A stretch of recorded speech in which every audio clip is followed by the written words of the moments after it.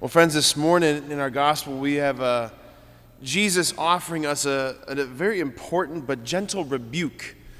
A gentle corrective, I would say, to our heart's tendency, our hearts that are so quick to kind of tribalism, right? Kind of delineating an us versus them perspective, right? We're really quick to figure out who's in, who's out, who's right, who's wrong, who's good, who's bad, all those things, right? We put ourselves in little groups and boxes and categories.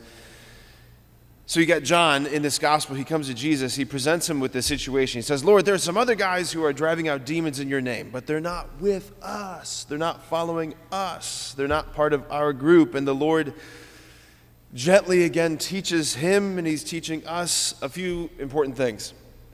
First is this, that grace, right? So God's life, God's power, God's love and mercy that flows out of his heart, that's moving our hearts to choose the good, to will the good. Grace is operative and it's sanctifying. Grace is operative outside of the defined limits of Jesus' own intimate followers.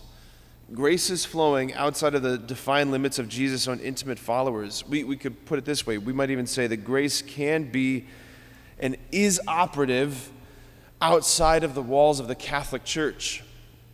It's true. I don't know why that just feels like controversial to say, but it's just true. It's just true. Grace is flowing. It's changing hearts in the lives and driving out evil and horrible things in the lives of our Protestant brothers and sisters, right? Our separated brethren, as the Vatican II Council described them, our separated brethren, right? Brethren, yet separated, right? That they're in an imperfect relationship with the one holy Catholic and Apostolic Church, but that does not mean that there's not grace and life and beauty and incredible things happening in their churches. The Church still teaches, as she's always taught, that there is no salvation outside of the Catholic Church, but that does not mean that you have to be Catholic to be saved. But only this, that the grace of salvation comes into the world through the Catholic Church. If you don't believe me, let me just quote the Catechism, all right? This is paragraph 846. How are we to understand this affirmation, extra ecclesiam nulla salus, outside of the church there is no salvation, often repeated by the church fathers? Reformulated positively, it means that all salvation comes from Christ the head through the church which is his body. The church which is his body. So grace is operative and moving, and things are happening outside of the defined, delineated limits of the Catholic Church. 2, here's the second point. Jesus is teaching John and he's teaching us that the Father is the one who's orchestrating all of this, right?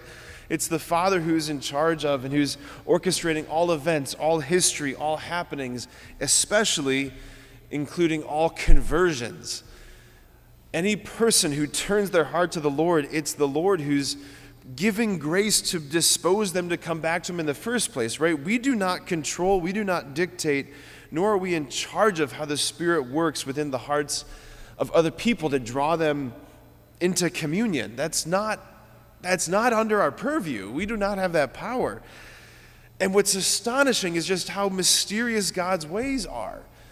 People that you thought would never, respond and convert, have wild conversions. People that you thought would never fall away. This is just how God does things, and we should expect the unexpected. Third, Jesus is pitching this broader tent, and that's really helpful, I think, for us right now in this era of the church. When I was thinking about this, I was reminded of, I don't know how many of you are familiar with the work of Dr. Jennifer Roback Morris. She's the founder of the Ruth Institute. Brilliant, wonderful, cultural, sort of upbuilding organization. But Jennifer Roback Morris, she was on the front lines back in 2008 in California when the whole Proposition 8, that whole state bill was up for vote, the whole banning of same-sex marriage in California. One of the often forgotten details of that whole saga of Prop 8 that she points out is that Proposition 8 passed in California. I don't think a lot of people remember that. Proposition 8 passed.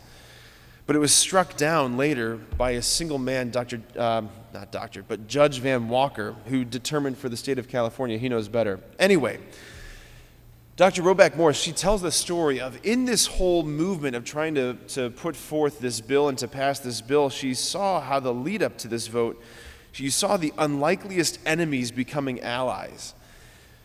This coalition of people who typically squabble over doctrine and dogmas and religious differences, people who are so far apart theologically and politically and ideologically, they found themselves aligned on this very issue of marriage and culture. Right? She was like, we had Mormons hand in hand with Catholics and Orthodox hand in hand with Protestants and Muslims with Jews. You had all of these people who typically find themselves in an adversarial posture. They found themselves on the same side of the line because they were underneath a much broader tent, a much broader umbrella, one that says we uphold the belief, we believe in truth. Let's start with that. We believe in truth. We believe in biology. We believe in the natural law that one man and one woman is what constitutes marriage, right? That all of these varying factions that typically are at war, they found themselves in this sort of coalition of sanity. Anyway, I just think that that's a significant thing for us as Catholics to recall in this apostolic age of the church, where we should be looking a lot more readily for friends than for enemies. We're going to have plenty of enemies. Let's be quick to find our friends. And the friends that we have are the ones that, as Jesus says, whoever's not against us is for us.